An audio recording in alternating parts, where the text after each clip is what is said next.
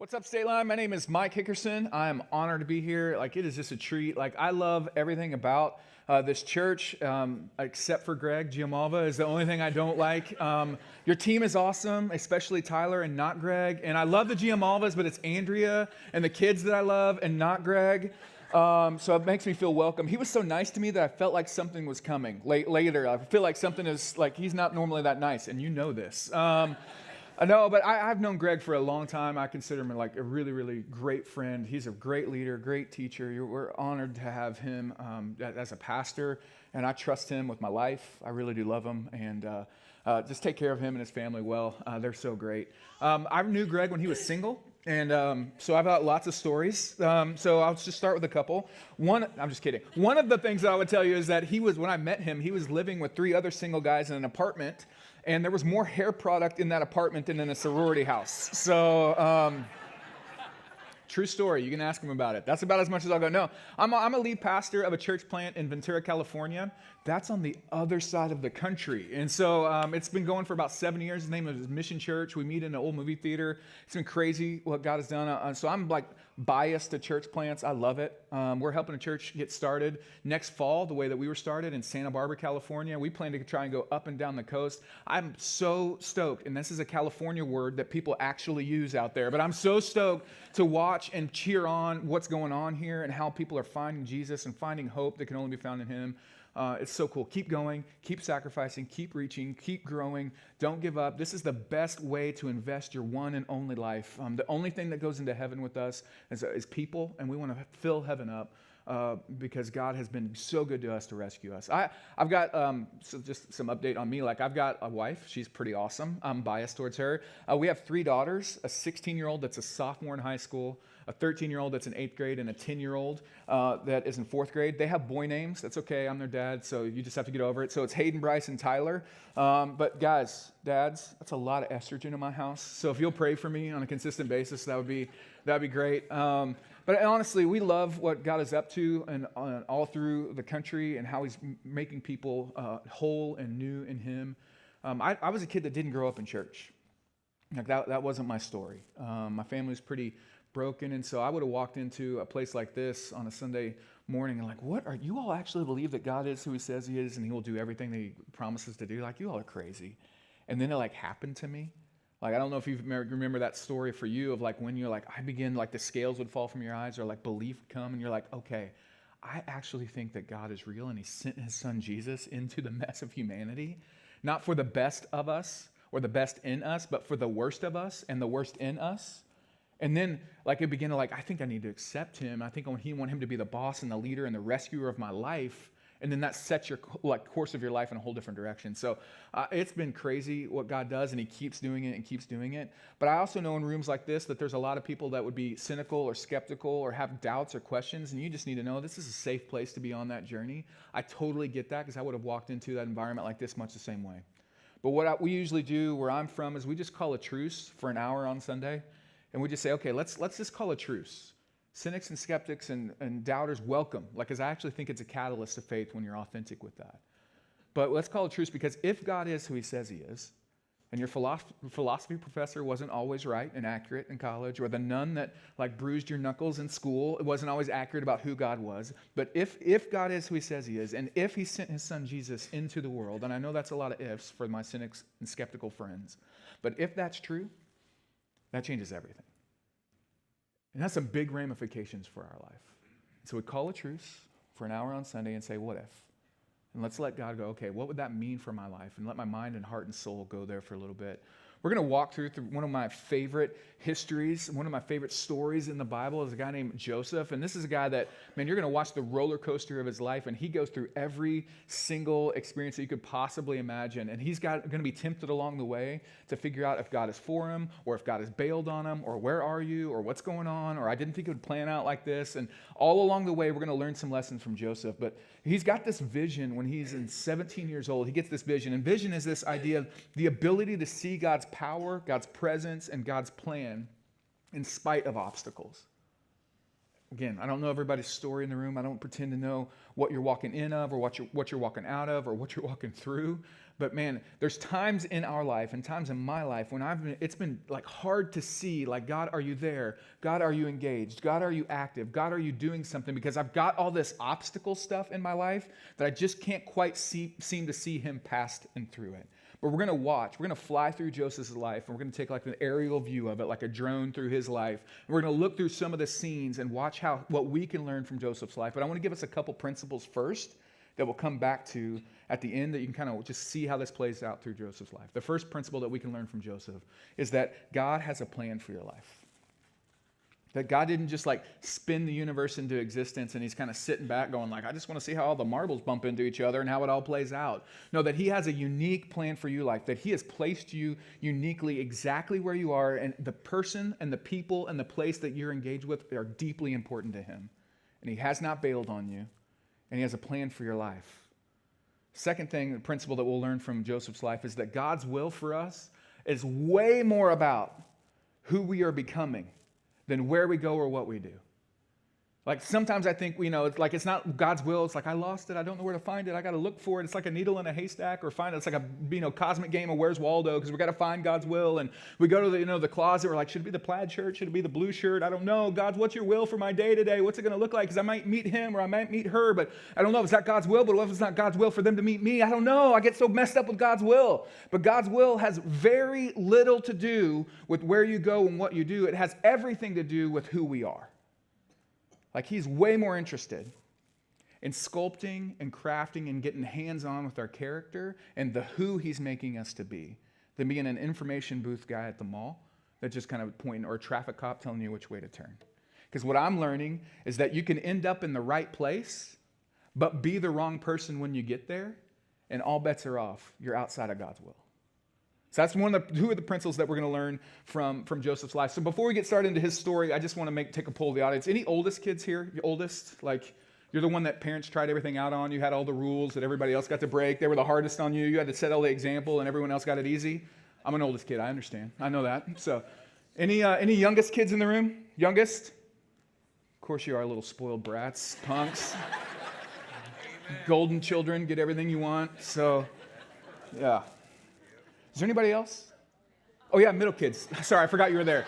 So, and middle kids, it's happened to you your whole life. You're comfortable with it, you know. So I'm kidding. So what we got Joseph is the youngest of a huge family.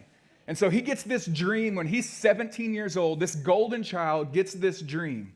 And it starts off, it'll be on the screen. We're going to fly through the life of Joseph, so we'll catch up on the screen. Genesis 37:3 says it this way. Now Jacob loved Joseph more than any of his other children because Joseph had been born to him in his old age. So one day he gave Joseph a special gift, a beautiful Technicolor dream robe. Now this is terrible parenting. So this is not a parenting talk. This is really bad parenting. Well, since you're the youngest and you came to me when I was old, I'm going to love you the best and give you special gifts that I give no one else. Don't replicate that in your homes. That's a bad idea. But his brothers hated Joseph because of their father's partiality.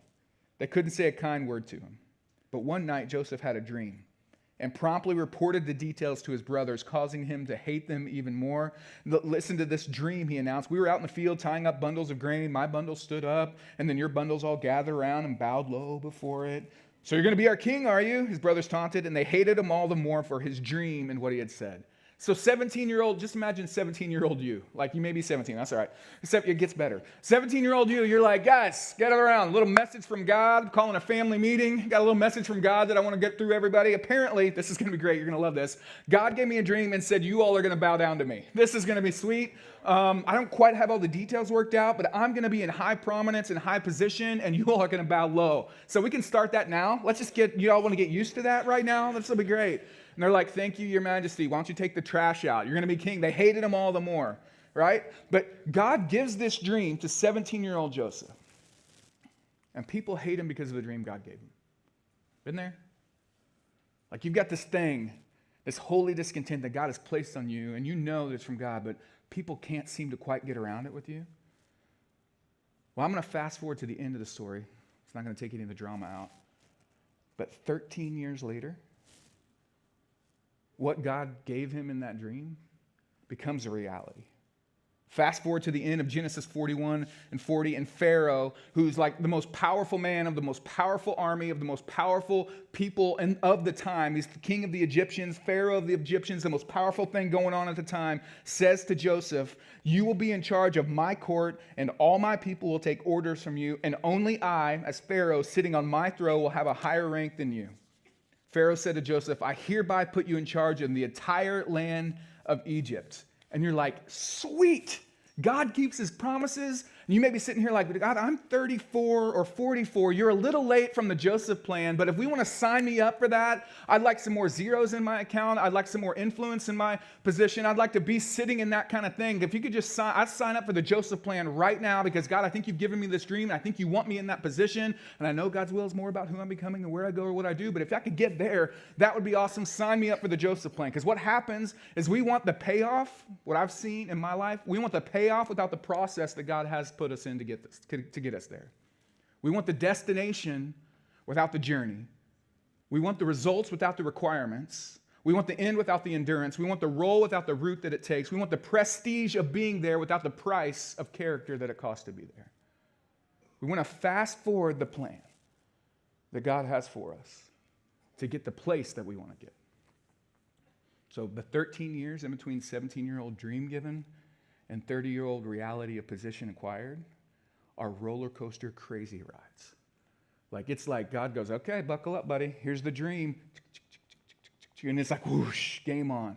Because in that 13 years, man, it's like wild ride years where there was times when Joseph thought, okay, he's going to be tempted to give up on what God called him. He's going to think God bailed on him. We're going to watch his whole life. You're going to see how he just holds back into who God is and what he's called him to, and that God can be trusted. That he is who he says he is and will do everything that he's promised to do. So let's go back. 17-year-old Joseph's got this dream, and we know how it ends, so we can watch the story without too much fear, right? So his brothers are out working in the field, and his dad sends Joseph out. And this isn't real great parenting either. All the brothers are hard at work, and he's like, Joseph, put your coat on that I gave you because you're my special kid, and take them out dinner. So he takes them out dinner, and then they're like ticked. I'm like, why isn't he out with us? Why does he get the coat on? He's wearing the stupid coat again. Like, take the coat off, dude. We know that you're like the favorite, you daddy's boy, like all this stuff. So he's coming out, and this is what they says, because it starts with the pit. Here comes the dreamer, they said. Come on, let's kill him and throw him into one of the cisterns. We can tell our father a wild animal is eating him, and then we'll see what becomes of his dreams. I mean, you think you got some sibling rivalry going on at your house with 8 and 4-year-olds. I mean, this is like a whole nother level. Like, they got this guy walking up, and they're like, you know what? We're done with this. We're done with the dreams. We're not bowing low. I hate this kid. I hate his favoritism. I hate that dad loves him so much. And like they all have daddy issues because they liked him better. So they're like, I'm not bowing low. He doesn't have to work for everything. We got to work out here in it. Let's kill it. Let's kill him. Here's a nearby pit. Let's throw him in it. We'll rip the coat up, dip it in animal's blood, call it good. Boom. We're done. And then, Joseph shows up, they got something for him, and it actually happens. That's what they do. They're like, well, we got something for you, buddy. Bam, it's like, Batman, pow, bam, kapow. He ends up in the pit, cloak ripped off, left him for dead. But then just at that moment, in the distance, goes like these gypsy raiders are walking by, and they're going, one of them goes, $. We don't have to kill them. We can just sell them into slavery, make some money, and who cares what they do with them? It'll just be out of our life. Genesis 37, the sold part of this. So when the Ishmaelites, who were Midianite traders, came by, Joseph's brothers pulled him out of the cistern and sold him for 20 pieces of silver, and the Midianite traders took him to Egypt. Gypsies come along, these guys sell their brother. Crazy. Then we fast forward with the drone to Egypt, Genesis 37:36. The Midianite traders arrived in Egypt, where they sold Joseph to Potiphar, an officer of Pharaoh, the king of Egypt. Potiphar was the captain of the palace guard. So he goes from a pit, so he gets sold by his brothers, and then he's on the trading block. And Joseph's got to be thinking in that moment, God, this is some kind of great plan you've got me on this whole dream thing. I mean, this is just, you are doing great work. This is exactly how I would have drawn up my life. Would have worked out this way, because so far I've been beaten up. I've been rejected by my own brothers. I've been thrown in a pit. I've been sold to gypsies. I've been fighting sand fleas on the ride their caravan. I've been auctioned like some animal on a slave block. I've been bought by some military guy, and I'll probably spend the rest of my life shining his shoes. God, well done on the dream you promised me. Been there? Like one of those days, one of those weeks, lives, decades. And you're like, God, this is not how it was supposed to be. Like, how did I end up here? Like, where are you, God? Are you even in this? Great plan, God. Potiphar takes him home, and there's this unique refrain that happens throughout all of Joseph's story, and it's 39:2. It says, the Lord was with Joseph. And with changes things. And I don't know if you have felt God with you in a while, or if you don't even question if he's there. But what I know is that when I know that God is with me and that he is who he says he is, I'm going to do everything that he's promised to do. It anchors my soul to some of the deepest stuff when I'm walking through the valleys. Amen.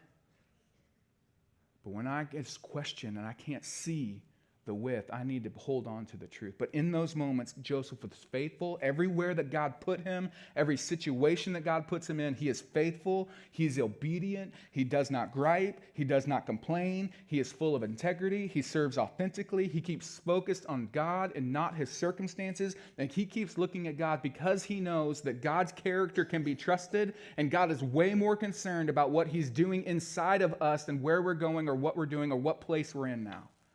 And God knows no matter where he's placed you in this moment, he's actually preparing us for something that we have no idea for the future. But if we can't handle what he's put in front of us right now in a way that honors God, how could we handle anything else that he's going to put in front of us in a way that honors him?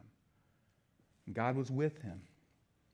And Potiphar recognizes this. Verse 3 and 4 of 39 says that Potiphar noticed that God was with him, realized that the Lord was with Joseph, giving him success in everything he did. This pleased Potiphar. So soon he made Joseph his personal attendant. He put him in charge of his entire household and everything that he owned. And I don't know what station or situation your life is in, but wherever God has placed you is a holy thing.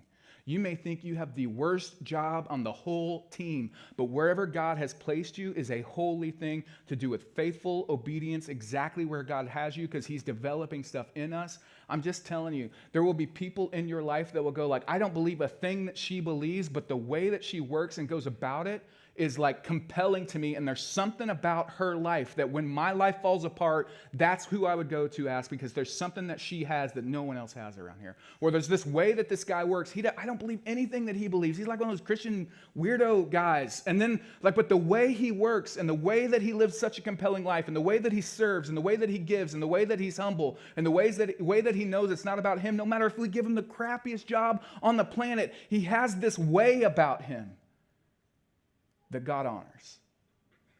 And people notice. And it happens to Joseph, and he gets elevated, not because he's awesome, but because he is just faithful to what God's put in front of him. But then we meet Potiphar's wife. Genesis 39:6 says that Joseph was a very handsome and well-built young man. I did a word study that Hebrew literally means he's 40-ish with a receding hairline and a big nose. Do your own work. Do your own work. You'll find it. You'll find it. Greg, you with me? Exactly. So there we go. 10 and 12. She kept putting pressure on Joseph day after day, but he refused to sleep with her. And he kept out of her way as much as possible. One day, however, no one else was around, and he went in to do his work. She came and grabbed him by his cloak, demanding, "Come on, sleep with me." Joseph tore himself away, but he left his cloak in her hand as he ran from the house. I just want to say, there are going to be things that you know right now, as where God has put you and he's placed you, that when they grab a hold of you, whether it's a hurt or a habit or a hang-up or any kind of temptation, you have to have a plan of who you're going to be in that moment and how you're going to get away. So I don't know what maybe has grabbed you in the past temptation-wise or what you're navigating through right now, but you got to have a plan. You got to be so sold out to who God is making you to be and what he has for your future, that when that thing grabs you, you know how to get yourself out of it, and you don't just hang out and walk away. You bolt and run away. Potiphar's wife tries to seduce him. She gets ticked because he won't have it, and he's like, it's because of a relationship with God and his integrity with Potiphar that he won't do it. And she's standing there with the cloak and gets ticked, makes up a story as everybody comes back, saying that Joseph had attacked her. Potiphar is incensed, and Joseph gets thrown in jail. Been there? Like, you're trying to do the right thing, I mean, you do the right thing for the right reasons, in the right way. And you end up behind like the bar of false accusations. Welcome to Joseph's life. So then we got him in prison. Genesis 39, 21, 23. But the Lord was with Joseph there too. In prison. At the worst. God was with him. And he granted Joseph favor with the chief jailer. The chief jailer had no more worries after that because Joseph took care of everything. The Lord was with them, and he caused everything he did to succeed. In the jail, God is right there with him saying, I really do have a plan for your life. Don't look at the obstacles. Look past them. I have a vision for you. You can't see it right now, but trust me, what I'm doing in you and who I'm preparing you to be is for a purpose. It's for such a time when I'm going to need you to be the right person with the right gifts and the right experiences, with the right motives, at the right time, in the right place to accomplish my right purposes. So hold on, Joseph. Don't give up. I'm with you. He's so honorable and full of integrity, he keeps getting more influence. One day, the cupbearer and the baker get thrown in jail. So cupbearer would be like the person that tastes everything before the king does. In case there's poison, they die. So it wasn't a real long-term occupation. So they die first, and then the baker. So apparently somebody burned something, or the cupbearer said something tastes good, and the king didn't like, Pharaoh didn't like it, so they're like, done with you, get into jail. That's what happens. And so they're in the jail, and Joseph, jailmate or inmate number one, he's in control of the whole thing. And they're just telling stories like about the dreams that they're having. And Joseph's like, oh, I have a dream, from Tangled. He's like, no, he's so good with dreams. He's like, God told me when I was like, I was 17, he gave me this dream. I'm going to be this like leader of this country. There's going to be all these people bowing down. It's going to be awesome. He has a great plan for my life. God is who he says he is. He's developing stuff in me. Like, I'm really good with dreams. And they're like, who are you and why are you here then? Joseph's like, it's complicated. Let's talk about your dream. We'll figure that out. Long story short, what happens is he tells him the dream, and Joseph goes, okay, baker, you're cooked. You're burnt. Sorry about that. But he goes, what's going to happen to you? This is what the dream means. 3 days, your head's going to be on a pole. Sorry, you're dead. Cupbearer, good news. 3 days, position's going to be restored back to Pharaoh. This is going to be so awesome for you. I just have one request. It's going to be awesome. Can you just remember to tell Pharaoh that I'm not supposed to be here? My name is Joseph. Like God has a good plan for my life. I was sold into I was in Potiphar's household. Like his wife accused me. It didn't happen. People would tell you that it didn't happen. I would never do that. I'm not supposed to be here because God has a plan for my life. And wouldn't you know, it rolls out exactly like Joseph said. 3 days, baker's dead, cupbearer's restored back to the king. But guess what one little detail he forgot? Verse 23, Pharaoh's chief cupbearer, however, forgot all about Joseph, never giving him another thought. Had one of those days? Weeks, decades, lives, when you're going like, does anybody even see? God, I'm trying to walk after you, maybe for the first time in a long time. I'm getting nothing for it. It's like nobody even sees or can tell, or is even encouraging me. Or I'm not doing all this stuff. I'm serving, and I'm giving, and I'm super generous, and I'm trying to fight the temptations and the battles. I'm fleeing all that stuff, and I'm trying to honor you with my life. But does anybody even see? They all forgotten me. Then Pharaoh dreams a little dream, chapter 41, verse 1. 2 full years later, Pharaoh dreams. 2 full years. I love that detail. 2 full years, day by day, feeling like, is God with me? Can he be trusted? Will he do everything that he's promised to do? Have people forgotten me? Why am I here? God, I thought you had a plan for my life. 2 full years of battling and working that out every single day. And I don't pretend to know your story of what your 13-year plan or your 13-year journey has been. But what I do know, there are times along the way that it is so hard and tempting to give up and bail because we think that God isn't there, or he won't do everything that he said, or the situations that we're facing right now aren't how we would have drawn our life up, and everything hasn't been up and to the right. And so we're sitting there going for 2 full years, God, where are you? I just want to catch us back up to the principles that we need to learn from God's life before we finish the story, from Joseph's life. The first is that God has a plan for you. He has not bailed. Second is that God's will is way more about who we're becoming rather than where we go or what we do. The third Joseph principle is that God cares way, way, way, way more about my character than my comfort. In fact, it's impossible for me to grow and stay comfortable at the same time. They are mutually exclusive. And we think God likes me better if I have more zeros in my account, or if I'm not sick, or if everything is going my way, then God must like me better. No. God is way more concerned about the inside stuff of character than the external stuff of comfort. So we can learn from Joseph's life. Fourth thing we can learn from Joseph's life is that God is at work even in the dark. And he works the night shift. He doesn't go to bed. He doesn't sleep. He doesn't need a rest. He doesn't take a nap. He doesn't need an espresso jolt in the morning to get going. And he doesn't need a latte in the afternoon. He doesn't need a 5-hour energy to drive around the world and check on everybody at night. Like, he just doesn't need that. When my body flops into bed tonight because I'm exhausted and I close my eyes to rest, God will be up working in the dark on things that I cannot even comprehend, because he is much bigger and better and greater than I could ever be. And his plan for my life can be trusted. And his character for who he was yesterday, today, and forever can be trusted. And he works the night shift. So when Joseph gets sold into slavery by his brothers, God's plan was moving ahead. When he was at Potiphar's house, God wasn't caught off guard by any of that stuff. When he's falsely accused, he's betrayed and put in prison, God's agenda was right on course. When he was forgotten by the cupbearer, he was not forgotten by God. And when 2 years passed, day after day, the work in the dark, God was timing the events of Joseph's life until just the right moment, Pharaoh has a dream.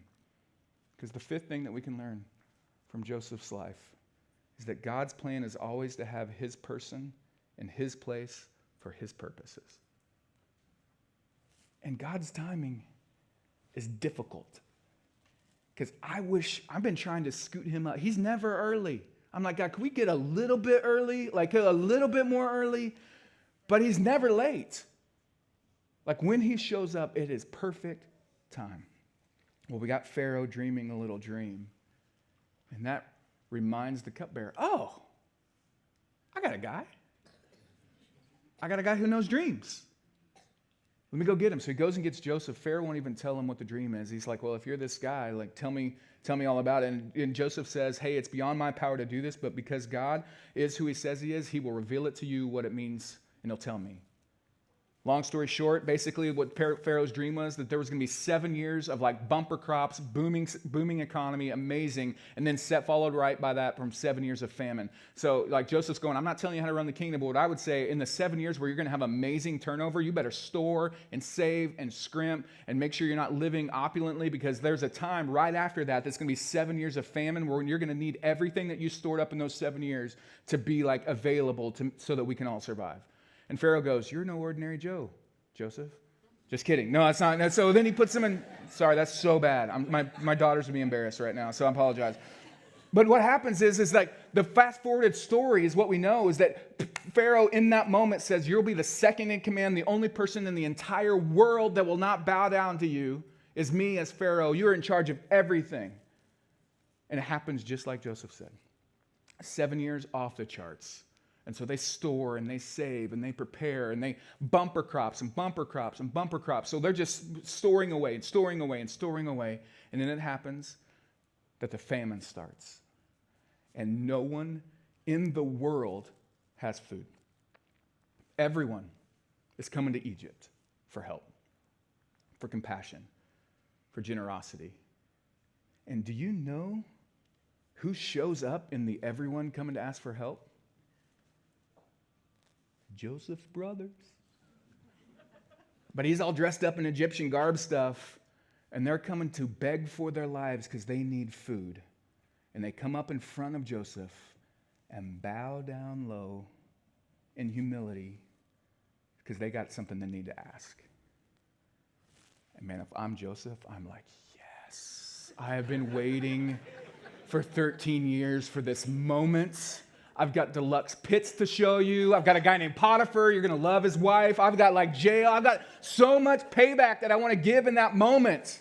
But Joseph's way better than I am, which is good. So the big reveal happens. Genesis 45, 3 and 8 says, I am Joseph.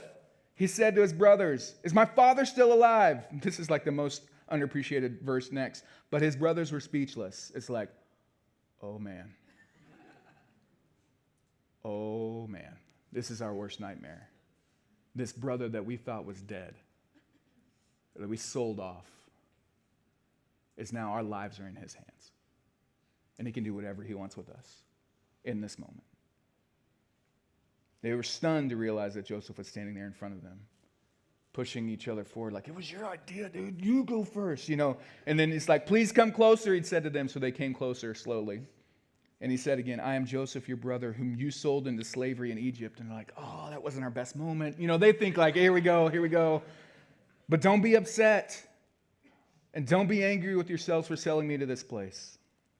So it was God who sent me here ahead of you to preserve your lives. This famine that has ravaged the land for 2 years, it's going to last 5 more years, and there will be neither plowing nor harvesting. God sent me here ahead of you to keep you and your families alive and to preserve many survivors. So it was God who sent me here, not you. In one version, it would say that what you meant for evil, God has meant for good. Do not be afraid. I mean, it's amazing because God's plan is always to have the right person in the right place at the right reasons, with the right motives, with the right experience at the right time so that it can accomplish His right goals and His right will for such a time as this. It always works that way. And you have no idea, I have no idea how He's cultivating, what He's doing in our life. You may be the furthest from faith in God. I understand that. But if He is who He says He is and He will do everything He's promised to do, then for such a time as this and where He has placed you and what He's doing in you and what He's calling you to and how He's making you a much loved son or daughter of His has reasons that are bigger than you could possibly understand on this side of eternity. I mean, it's cool. Don't get me wrong. It's cool that you got to save his family and his brothers. And it's cool that he got to save like the world for 7 years. It's cool he got to feed nations for 7 years. But the greater purpose of Joseph being on that throne that day was that he could preserve the sons of Jacob who were his brothers. Like, it's a big deal because that becomes the nation of Israel, which becomes the people of God, and it serves the purposes of God. It was really a big deal for Joseph to be there because that's where the line of Jesus comes from that nation of Israel, for the birth of Jesus, for the salvation of the world. So for you and I to be able to be sitting here today with the reservation of heaven and to be much loved sons and daughters of God, it was really important for Joseph to be on that throne in Egypt that day and his brothers to come and bow low. And God's like, I love it when a plan comes together. Like, that's what He says. Again, I don't know your story, but I am confident that God has not bailed on you. And He has a plan for your life. And it may not be the life that you draw up and say, bless this, please.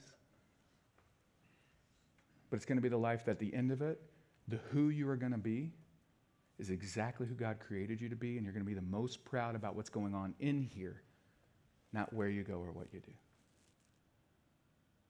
Why don't you pray with me? God, you are good, and you are great. And we are not. It's just a good place to start for us, God. God, we struggle. We have doubts. We feel like times that we're hard to see you. God, it's sometimes hard for us to trust you. God, we've been wounded by our own decisions. We've been wounded by our own hurts or habits or hang-ups. We've been wounded by other people who say they follow Jesus. We've been wounded by the church as an organization. So God, we're just sometimes wondering, like, God, we need you to be present in our lives. And so, God, we're asking for those times when our faith is shaky, would you make it overwhelmingly obvious that you are with us? Because we'll go through whatever if we know you're with us. God, we thank you for Jesus. That's your exclamation point throughout history. But there's no one like you. And you don't make us cower in fear, that you move towards us in love and grace. So God, we give you our lives. In Jesus' name we pray. Amen.